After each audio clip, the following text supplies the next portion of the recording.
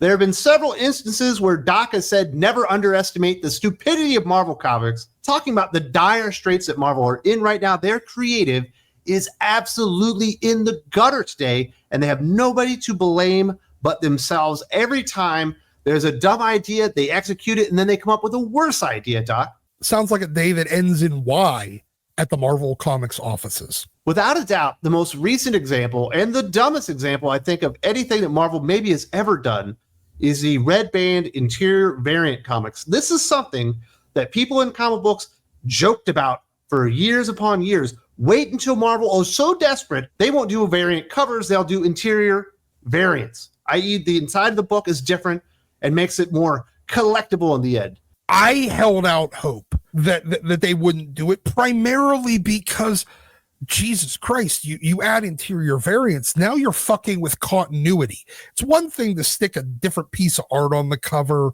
or a piece of art on the cover that has absolutely nothing to do with it, what's happening in the comic, or that utterly contradicts the content within the comic. But at least whenever that's inside the 22 or 32 or 40 some pages or however many interior pages there are, they would all still be the same, at least for reader purposes. You could sell the same comic to the collectors that want all the different covers.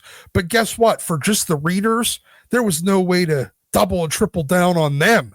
Well, they tried to figure out a way, and it was by fucking with the inside and screwing with the continuity, because now something that happens in one comic didn't happen in the exact same comic. And they set the tone really early with Blood Hunt #1. That's the one that had the first red band interior, i.e. the interior variant pages.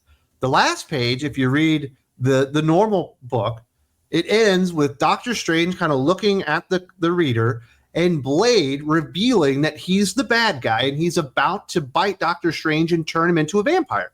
And that's the cliffhanger. Very, very exciting stuff. You go to the red band version, and if you go to that page, Blade is not biting Doctor Strange. He actually cuts him in half with a sword and murders him. But he actually didn't die in the comic book. Yeah. So those pages were null and void and never actually happened.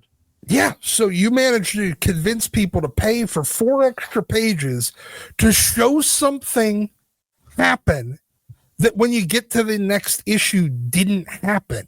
And that if you bought the cheaper version without the extra stuff and without the extra pages, it makes sense. But the version you bought to get more pages and a little bit extra blood, and you get it in a bag, now the extra pages that you got get nullified when you move to the next book. How fucking stupid is that? Did you ever think they would do anything this stupid? You know, we joked about it, but I don't think any of us really believed that they would. At least I didn't. I never thought that they would actually do it. I mean, I would joke about it, that they're going to do it. But I never thought they would, just because of the amount of continuity, confusion, and conflict you would end up, but because you'd end up pissing off the readers that you're actually getting extra money out of and placating, in order to keep steady continuity, or you're pissing off all the people that that didn't buy the $1 or $2 extra version, because your next issue is going to have reference events that they didn't get to see in the version of the comic that they bought. Now you're selling the A cover, or like the regular version, as an incomplete comic. So just the amount of additional headaches it was going to create, because once you start changing story aspects, it creates absurd number of editorial headaches. And I thought that they were just too lazy, that they wouldn't want to deal with it, so they wouldn't execute it. What about this one? The final page reveal in all the new X-Men comics, that was a scanner code. And you couldn't see it unless you scanned it, and then you had to look at it on your tiny ass phone. Oh God, that was exceptionally dumb. I don't know what the plan on that was. It felt at the time like, hey, this is our way of trying to force, standard conventional readers into at least getting a taste of the digital reading experience. Nobody wants to read a comic book on their phone. No, nobody wants to read a comic book on their phone. They definitely, and because that last page was always a fucking splash page, or 90% splash page with maybe like it was always a big reveal too. It was always a big reveal. So the thing that would make it a quote unquote key doesn't actually appear inside the comic. It becomes now on a digital device. B, when those servers inevitably are no longer supported, or somebody decides at Disney years from now that it's a cost-cutting measure, waste of resources, to keep maintaining this one web page with this one image on it. Now the back issue market can't even read it. There were so many fundamental errors to this that I was sitting there going, oh God, you can't possibly think that this is a good idea. You're pissing off your digital readers. You're pissing off your physical readers. You're going to ruin the back issue market. Everything about this is a fucking clown show. Even you underestimated the level of stupidity of Marvel Comics. I absolutely did, because like this is such an asinine idea. Like when we were joke about the interior variants, it was because it was something conceivable. This was something so inconceivable that you would take a special level of fucking retarded to even come up with in the first place. None of us that were like, hey, how are they going to scam more money out of us now, thought that they do it by literally handcuffing themselves. Well, that's not all. I mean, X-Men has had a lifetime of stupidity. Most recently, they decided to turn X-Men comics into queer fan fiction. Now, X-Men, initially, it represents anybody that's ever felt marginalized or on the outside that wasn't accepted by culture or whatever. Now it's just queer fanfic. The only thing that the X-Men can represent is the LGBTQ community and their struggles. Unfortunately, the LGBTQ community, and I do believe there are struggles in there, isn't very big, and it's taken X-Men, their most mainstream, widely available title of awesome franchise books, and squeezed it into nothing. I think that they actually believe that this was a growth model, because they thought, we wouldn't lose our existing readers, but I think that they wildly overestimated how large the Labitiqua Mafia market actually is. Remember, I think they have the biggest comic book piracy market in the entire world. Unfortunately, that means you don't pay for the books, but you expect them to be devoted just to you after you get it once. Most of us understand the LGBTQ population. You're talking roughly 2 to 3, maybe at the outside 5% of the US population. You had a product that already targeted like 90% of the US population, and of which that 5% is probably already represented. Like exactly. So they didn't need to further appeal to them. That's the big difference. They're not appealing to them. They're pandering to them now. Maybe because they thought that this would actually get them to buy the book. In fairness, this was during a period where media, during a period, it's happening right now. No. I mean, it started during a period where the media, the actual media, not just pop culture media, not just pop culture, the actual media was trying to represent the LGBTQ as like 10 to 20% of the population. I can tell you this. I'm a straight man.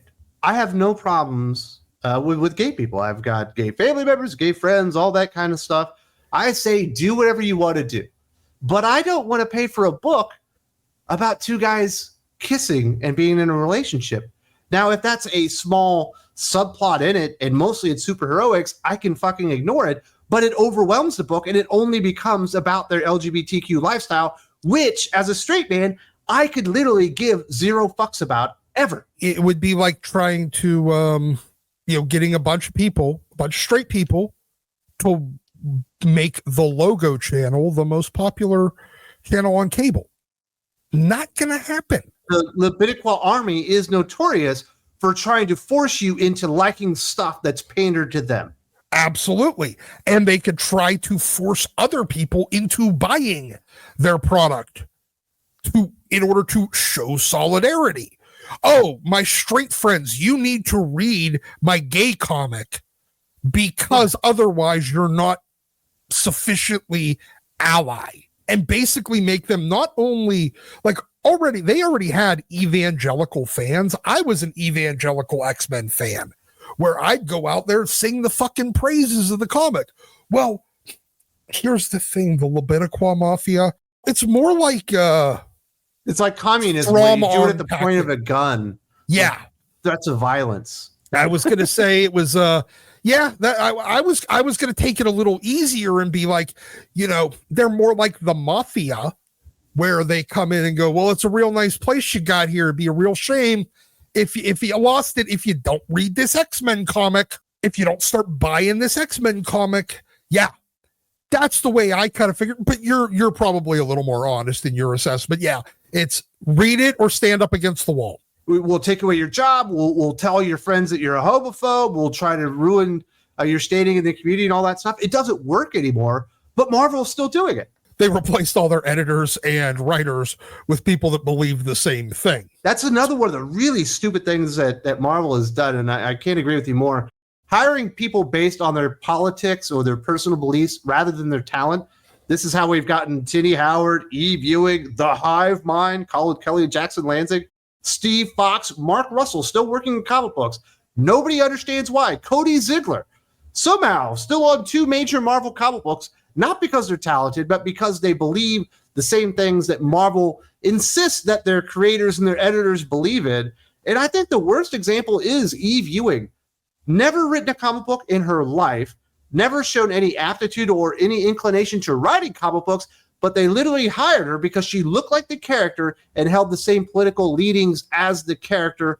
So that made her the right fit to be a Marvel Comics writer. The casting of writers or even artists is the most perplexing idea that I've seen Marvel or DC go to. So when the entire culture starts getting away from this, they're the ones that stick with it for longer, probably because anyone that actually was any talented already left the business. So the only people that are left are the people that still stick with it and still stick with an outdated, failed idea from the past. Charlie Jane Anders was hired to write X-Men books. Who the hell's Charlie Jane Anders? Nobody knows. A trans activist that wrote a couple of stories. Of course, they are all award-winning because it was a trans writer. And Marvel literally courted Charlie Jane Anders for a couple of years before they finally came over, ended up producing some of the worst New Mutant comic books ever. Yet this was considered a coup, and there were headlines proclaiming that Charlie Jane Anders has arrived at Marvel, not because they were talented, not because it was based on merit, but simply on identity politics. I understand why they did it, because it was the media was promoting the fact that another media member, because Charlie Jane Anders ran IO9, which is the pop culture wing, I guess, of Gizmodo, whatever was left over after Gawker died. Charlie Jane Anders ran that wing, which was the pop culture wing. Getting hired at Marvel, that was a coup. So, of course, the rest of the geek media needed to proclaim it as greatness because, hey, it's one of our own. If we're able to promote it well enough, maybe we'll get the gig next. Hiring practices are absolutely insane. Of course, there's one thing that has been going on at Marvel that's completely stupid. It's been going on for years. Marvel refused to listen to their fans. Obviously, the biggest one we could talk about there is the Tom Brevoort gaslighting everybody essentially weekly now in his Man with the Hat Substack about how Marvel will never, ever give people MJ and Peter Parker together because that's not what they need. And I'm so tired of editors. That's not what fans need. They don't even know what they want. You've been delivering us platters full of stuff that we don't want for years. And guess what? You can have it all back. You actually have to listen to your fucking fans at some point. For most of their existence, they've been the cocky, arrogant of the two big publishers. They're the we know better than you. We know what to give you. We're bigger, smarter, better, and faster than you. You'll take what we like and or you'll take what we give you and like it. And you know what? In the early days, they were really kind of able to establish taste. What they wanted to get over is what got over. When they wanted to get a lot of these, a lot of the Silver Age characters over, they got them over. You see all the early issues of Fantastic Four, how many mainstay Marvel characters made their appearance in those first 100 issues of Fantastic Four. How many of Spider-Man's greatest villains appeared in that first 75, 80 issues of Amazing Spider-Man. They were able to get things over, but they've kept up that same level of arrogance, even as their own cultural influence and the influence that they have to be the tastemaker has waned. I would say it's their connection to their fan base is waned. I don't think they even understand who their actual readers are anymore. I don't think they understand what makes them tick. I don't think they understand what they're looking for in superhero comic books. There is a massive disconnect between Marvel and their readership. Back in the old days, in the Stan and Jack days, there wasn't a disconnect. They knew exactly who they were writing these comic books for, and that's why they resonated and they hit. Now that connection is almost completely severed.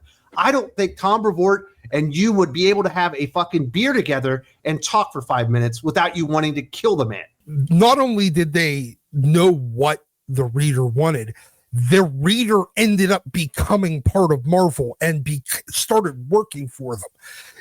Back in the day, all that's a lot of those Bronze Age and then in the Copper Age creators were the ones that grew up on the Silver Age creations of Stan and Jack and John Romita Sr. and Steve Ditko. Your Roy Thomases, your Jerry Conways, they were all that next generation. Now they're hiring people that barely ever even read Marvel comics, that are only using it as a way into Hollywood. They have no connection to the characters. They don't give a shit about the characters.